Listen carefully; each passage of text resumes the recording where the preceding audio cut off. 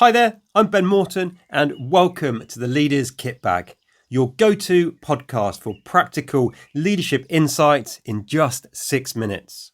In each episode, we tackle real challenges faced by leaders and managers, offering actionable tools and strategies you can take away and immediately apply. And because leadership doesn't happen in a studio, these episodes are mostly recorded outside on the move. They're raw, unscripted, and straight to the point.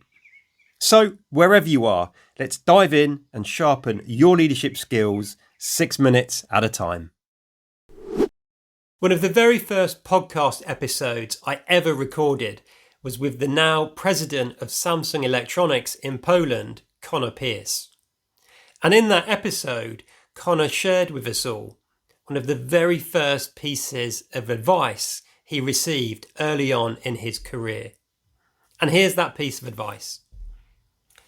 Think like a man of action, but act like a man of thought. And in today's episode of the Leaders Kitbag, I want to very briefly unpack that piece of advice and give you a few simple ways you can take it away and use it to help you be an even better leader. First of all, here's why I believe it's such a great piece of advice. Some leaders are very much doers. Others are thinkers. The best, well, as you'd expect, they blend both.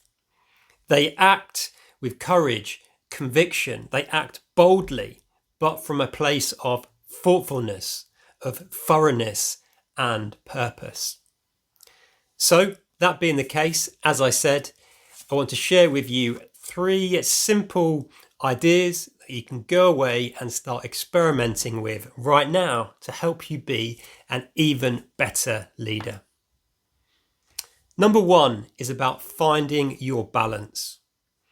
The internal thinkers amongst us may sometimes need to push ourselves to speak or act sooner. And on the flip side, the external thinkers amongst us may sometimes need to challenge ourselves to pause and reflect before speaking, acting, or making decisions.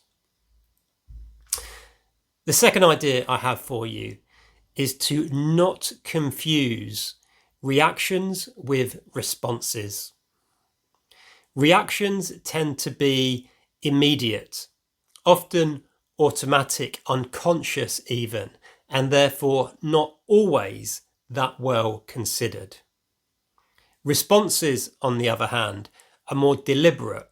They are slower, but not necessarily slow, and therefore tend to be a little more considered.